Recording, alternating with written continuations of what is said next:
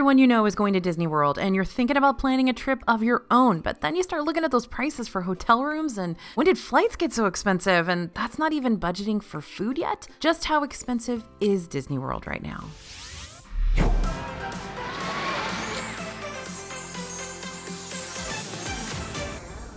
Hey everybody, it's AJ for Disney Food Blog. We all know a Disney World trip is expensive, like really expensive, but is it really going to cost you hundreds to thousands of dollars more to go right now?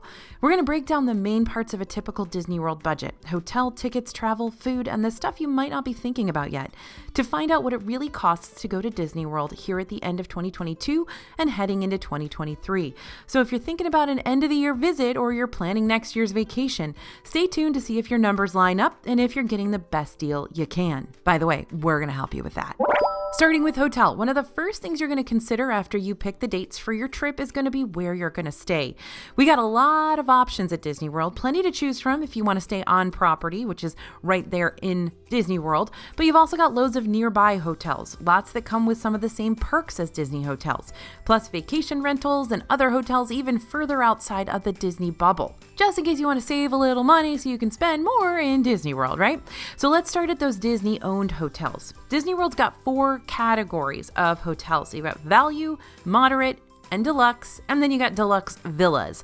Those different categories will increase in luxury and room size and amenities as you move from value to deluxe, and usually the most expensive ones are also closer to the parks.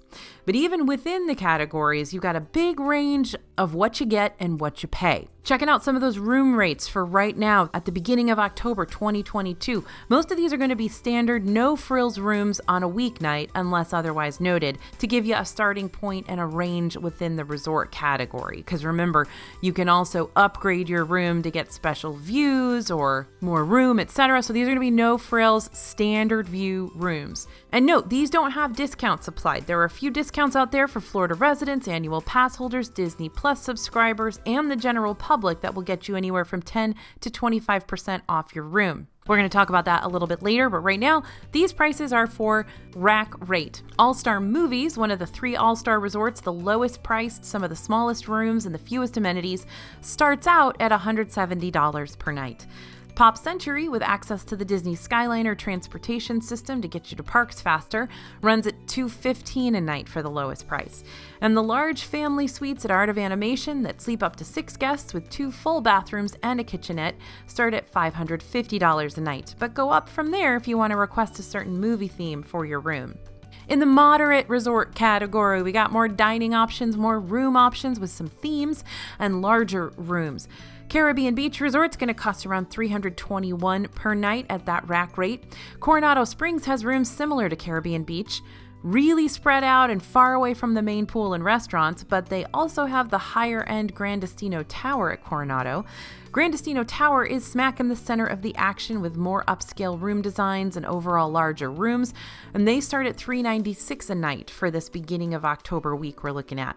And the Port Orleans resorts are about the same price when you're looking at a standard room, $314 a night, but if you're interested in those royal rooms at Riverside, those princess-themed rooms, you're going to be spending about $360 per night. Moving on to deluxe resorts, I'm not going to cover every deluxe resort, but I'll give you a spread for these resorts that offer the largest rooms, the most dining, the most extra amenities. Cheapest deluxe resorts are going to be Wilderness Lodge and Animal Kingdom Lodge. These are both a bit further from the parks, or at least it might take longer to travel, and the rooms are smaller than some of the other resorts in the deluxe category. You can think of these as kind of deluxe light or moderate plus. Wilderness Lodge is the cheapest in our October week, coming in at $532 a night, and Animal Kingdom Lodge is $592. Now, if you want that Savannah view to see the animals from your room, that's going to cost $768 per night. Headed over to the most expensive rooms in this category, yeah, $592 is the cheap end. We're looking at the monorail resorts, arguably the most convenient with the most restaurants in close proximity. These are the bucket list hotels. Coming in on the low end is a room in the garden wing of the Contemporary Resort at $596 a night. You might start considering this over Animal Kingdom Lodge if you're going to be in Magic Kingdom a whole bunch, since the garden wing is just a 10 to 15 minute walk away from Magic Kingdom. But if you want to stay in the main tower of the Contemporary, what everyone everyone thinks of when they think of this hotel. You're going to pay $836 a night, so it's a huge jump up. Moving to the next stop on the monorail, the Polynesian Village Resort, you're going to pay $737 a night for those Moana-themed rooms. Finally, the creme de la creme of Disney hotels, the Grand Floridian. A room in one of the outer buildings is going to start at $807 a night. But don't worry, Disney's got even more expensive rooms in the next category. We're going to the deluxe villas. Now, there's a major variety in the Disney Deluxe Villa rooms. Size-wise, you're looking at everything from a 220 square foot tower studio room at Riviera Resort to the big 3-bedroom villas. Those tower studio rooms are the cheapest in this category at $501 per night. They're teeny tiny, very small. But Saratoga Springs studio rooms with 135 more square feet are $515 a night. Of course, on the high end are going to be the overwater bungalows at the Polynesian Village Resort at $3,859 per night, and the 3-bedroom villa at the Grand Floridian. The larger rooms in this category, 1-bedroom or larger, are going to have a full kitchen and washer dryer in the room. They're basically a condo within a Disney hotel. These deluxe villas are also known as Disney Vacation Club resorts. We got a whole video on DVC, so if you want a deep dive, head there next. Otherwise, here's the short and sweet details. You can rent Disney Vacation Club rooms at a discount compared to rates you'll pay booking through Disney directly, even if you're not a member of the Disney Vacation Club. And we recommend using a verified service to rent those rooms. We recommend David's DVC Rentals. They will walk you through the whole process to get you the room you want, and you'll pay a lot less for it. Regardless of which room you're booking, always look for discounts on the Disney World website. We've also got a roundup on our site of the latest discounts available. Now, you can find hotels for $45 a night in the Disney World area, absolutely, but they're going to be further away from the parks and come with minimal amenities. That said, if all you're looking for is a place to rest your head, those could be a very viable option for you. If you're looking for something a little more budget than the Disney World hotels, but that still comes with the Disney seal of approval, check out those Good Neighbor hotels. These will all be relatively close to the parks, though you'll still have to take buses to them. Many will offer transportation to the parks, and some even have free breakfast included. These hotels will often be cheaper than Disney-owned hotels, and there are several options that have suites and larger rooms, which is great if you're traveling in a bigger group, but don't want to split up into multiple rooms. Room prices are going to vary for these hotels, but expect to find something around the $90 to $130 price range in this group. There are also several official Walt Disney World hotels which aren't owned by Disney. Those include the Four Seasons, the Waldorf Astoria, the Hilton Orlando Bonnet Creek, and 7, soon to be 8, significantly lower priced, at least lower priced than the Four Seasons, hotels in the Disney Springs area. The Disney Springs hotels all have complimentary transportation to the parks, though it does not run as frequently as Disney's official transportation. They go only about once an hour from those hotels. These hotels do offer guests that early admission perk, so if you stay at these hotels, you can get into the parks 30 minutes early. If you're opting for one of those Disney Springs hotels, you'll likely spend around $110 to $170 a night, depending on which hotel you choose. And if you want something like a Disney Springs or theme park view, where you may be able to see park fireworks from your room, those are going to be a little more expensive. If you want luxury, the Four Seasons will deliver, but you'll be paying likely over $1,000 per night. Finally, in the non-Disney owned options, the Swan and Dolphin resorts, which are walking distance to both Epcot and Hollywood Studios, are wildly convenient, even more so than many Disney owned hotels. They're also less expensive, and they give you all the perks that Disney hotels give you.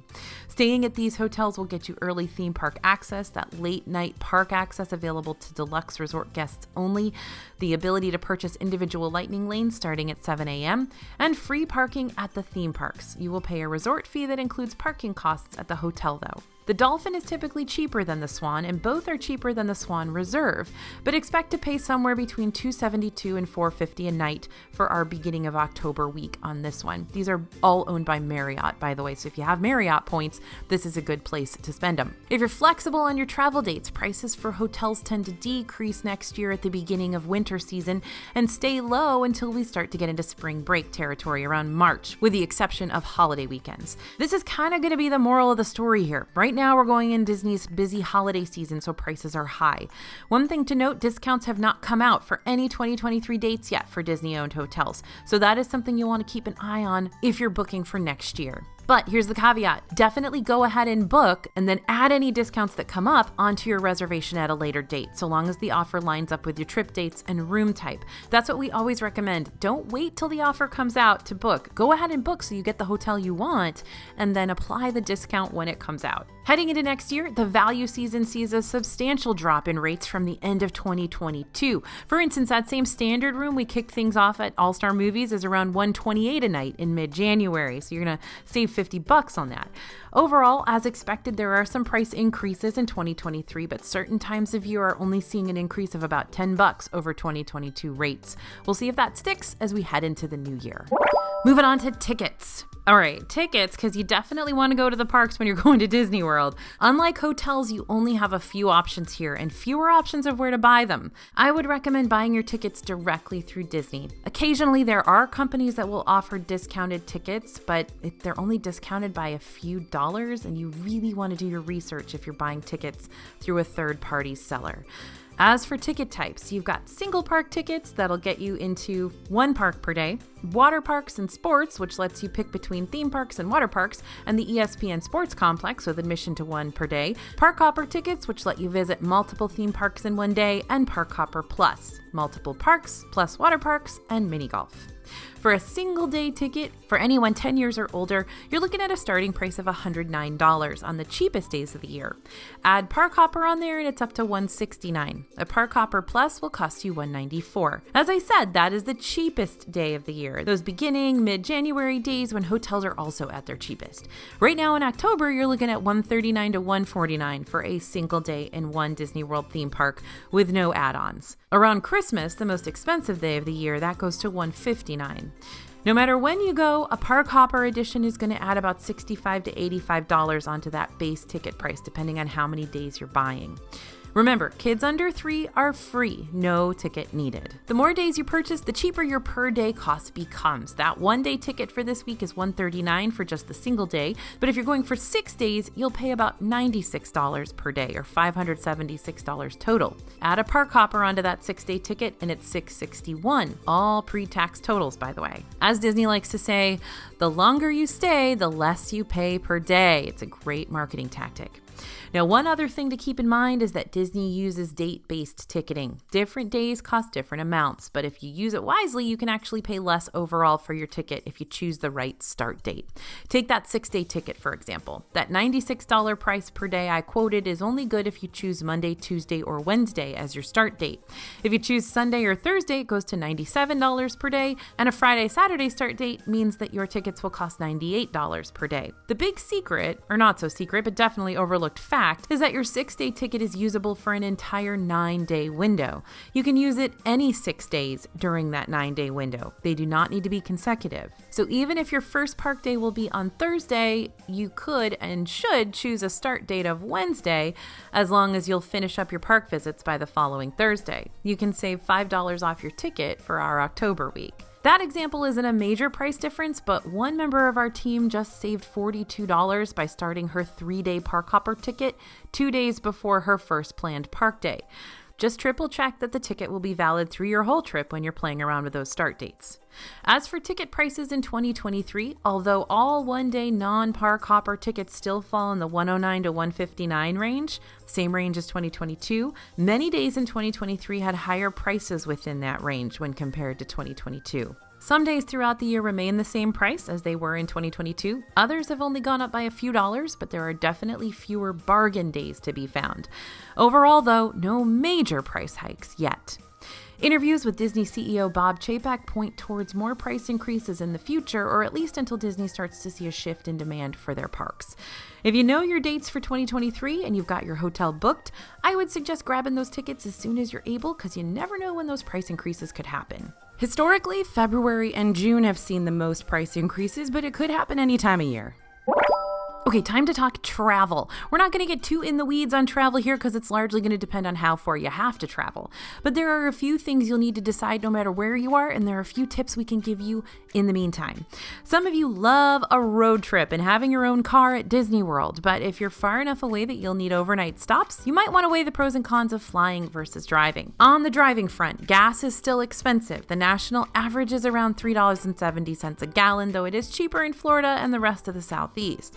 Next thing to think about is time. Can you take extra days off work and keep the kids out of school to tack on the time it will take you to drive to Disney World? Will you need to book hotels along the way? How much will that add to your overall travel budget? And do you really need your car at Disney World? If you're staying at a Disney-owned hotel, you've got access to pretty convenient free transportation to and from the parks.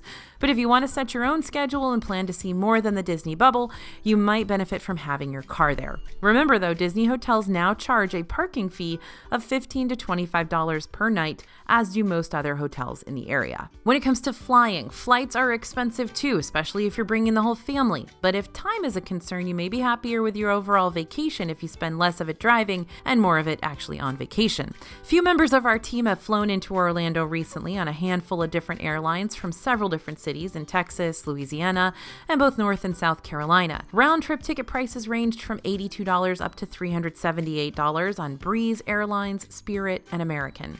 Compare bag fees and other extra costs like picking your seat when choosing airlines. Those budget airlines can quickly become non-budget, though we are seeing really competitive pricing from Breeze, a relatively new airline operated by JetBlue. Overall, you won't want to book your flights too far in advance. The sweet spot is typically about 3 months in advance of your travel dates to get the best price. And keep an eye on airline discounts and sales. If you fly, you'll need to set up transportation to and from the airport once you get to Orlando. If you're traveling with younger kids who need car seats, you will likely need to opt for a Mears Shuttle or Sunshine Flyer, which are those coach buses, or get private pre-arranged cars that offer car seats. Uber and Lyft occasionally have car seat options, but this does not currently seem to be available in the Orlando area. If you don't need car seats though, Uber or Lyft may be your cheapest option for airport transportation if you're traveling with a big group. A ride on the Sunshine Flyer is going to cost $16 per adult, $10 per kid, and Uber or Lyft is about $35 to $45. Keep in mind that Uber or Lyft may experience surge pricing, and depending on your group size, you may need to book a larger vehicle, which will cost more. You can, of course, rent a car as well. A 5-day car rental through Avis for that beginning of October week is around $300 for an economy car, though an intermediate SUV was only about $40 more. You will have those resort parking fees and gas added on, so a flight plus rental car will likely be your most expensive travel option. All right, we've gotten to the best part. It's time to talk food and talking about the pricing of food. Your Disney World food budget is another aspect of your trip that could vary greatly. Booked a place with a full kitchen, you could cook a bunch of your meals or have quick breakfasts in the room and spend $4 or less per meal. On the other hand, you could be splurging on dinner at Victoria and Albert's and spending over $400 per person with an 11-course meal with wine pairings. Disney restaurants run the gamut from cheap, or cheap for a theme park, to once-in-a-lifetime price tags. Disney's table service restaurants serve entrees spanning a $20 to $90 plate range. More casual dining like Beaches and Cream or the Plaza restaurant will be on the lower end, while fancy restaurants like Tiffin's or iconic restaurants like Cinderella's Royal Table will be on the high end of that range per person. Quick service or counter service restaurants, those are your fast food joints, will give you options under $20 most of the time. Most meals are going to be $11 or more though. Want to see our top picks for those cheaper restaurants? We've got a full video on the best fast food in Disney World. You will spend more on food in Disney World than at home. A burger and fries with a drink will cost around $16 at Disney compared to a little less than $9 at McDonald's or $14 at Five Guys. Price increases are also common when it comes to food in Disney World, and you should expect more to come before those 2023 trips. Earlier this year, Dole Whips went from $4.99 to $5.99. Mickey-shaped pretzels increased to $7.50 at some locations, and bottled sodas saw a 50-cent increase at select stands. So, how much should you budget for food at Disney World? Well, it depends. If you plan to cook some meals or have cereal in your hotel room in the morning and eat at fast food restaurants, you might be able to get away with $40 or less per person per day. But if you're opting for fine dining at Disney's signature restaurants or character meals with lots of snacks, you may need something more like $100 per person per day. Food can easily take up the largest chunk of your vacation budget, so it's important to plan ahead. And our DFB Guide to Walt Disney World Dining has chapters and worksheets that will help you narrow down your restaurant choices and figure out exactly where you stand on how much money you need to set aside for Mickey bars. We've also got in-depth snack guides for each park and guides on the Epcot festivals. Anything to do with planning your food purchases, we've got you covered with literally so much information. We've done all the research for you. You can find all our guides at dfbstore.com, and don't forget to use code YouTube for a discount. So I know a lot of you are big fans of the Disney dining plan since it lets you prepay for almost all your food so you can lock that budget in place ahead of your trip.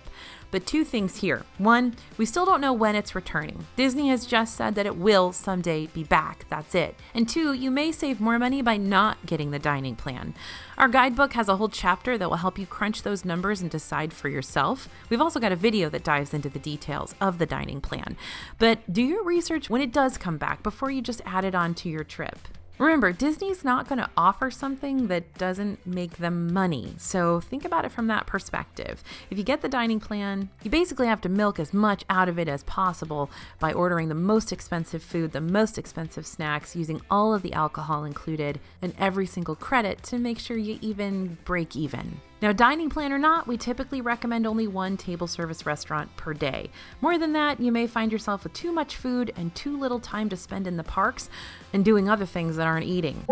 All right, so we've covered hotels, we've covered travel costs, we've covered food, we've covered tickets. So what's left? Well, those extras. You've made it through all the really big ticket items, but you also need a souvenir budget, and there are so many extra events and upgrades to consider. So you've still got a ways to go before you really know how much that Disney World trip is going to cost you when all is said and done. Let's real quick run through some of the most popular Disney souvenirs and how much they cost.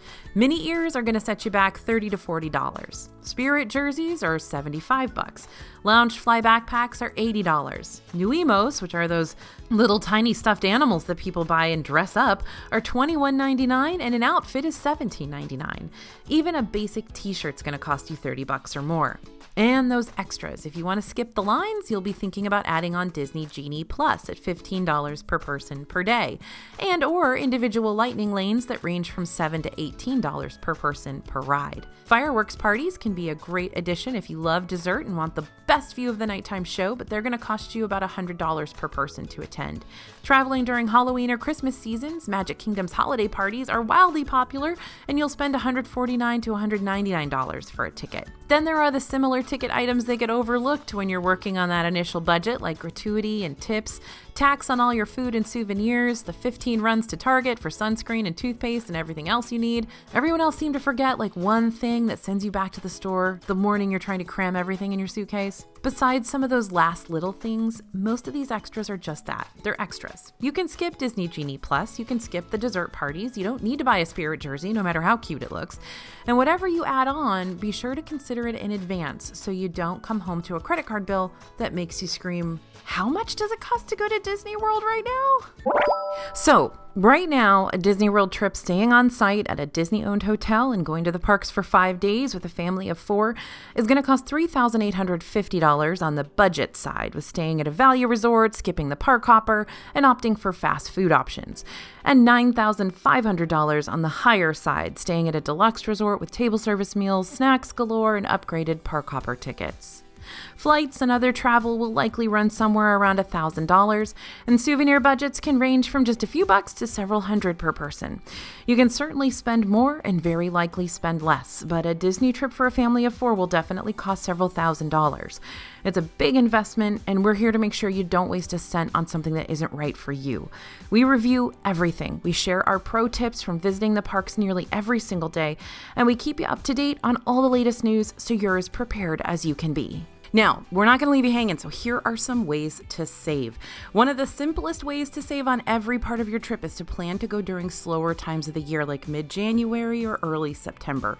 This is when Disney World is least crowded and fewer people are taking vacations, so nearly all of those big ticket items like hotels, flights, theme park tickets, they're going to be less expensive because there's less demand. Whether you're traveling during slow season or not, always look for hotel discounts. Again, you're going to find those on the Disney World website under the special offers tab, or we have all the details at disneyfoodblog.com and on our free newsletter. And you can save several $100s if you're traveling with the whole family by skipping those ticket upgrades. Park hoppers aren't for everyone, and there's plenty to do in each Disney World park. You can easily make a full day out of each park and skip that $65 to $85 per ticket charge. And if you do travel during slower times of year, you're going to see shorter waits for rides and may be able to skip purchasing Disney Genie Plus. Food won't necessarily be cheaper at any specific time of year, though you may see some higher price tags around the busiest time of year at certain restaurants like Christmas Eve or New Year's Eve. Sometimes character meals get surge pricing, but that doesn't mean you won't be able to find any discounts. If you belong to a loyalty or rewards program like Landry's, you can use your member benefits at Landry's restaurants like Rainforest Cafe, T-Rex, Yak and Yeti. Several other third-party run restaurants and businesses will offer discounts and have sales as well. Most of those are going to be in Disney Springs. Did you know you can find happy hour deals in Disney Springs too? Various spots, including House of Blues, Jaleo by Jose Andres, and other spots offer special deals during certain hours on some days. And there are also the standard ways of saving a few bucks on food, like annual pass holder discounts, Disney Visa card holder discounts, and discounts for Disney Vacation Club members. So these might only be available at certain restaurants, so be sure to check the respective membership's website, and when in doubt, ask the cast members. And those souvenirs. You may be able to find some deals without jumping through a ton of hoops. While it doesn't happen every day, Disney World merchandise can sometimes go on sale, especially end of season times around the holidays. You can also look to see if the same items you're trying to buy in the parks are available on Shop Disney, where you're more likely to run across some sort of sale or at least free shipping so you can save some room in your luggage.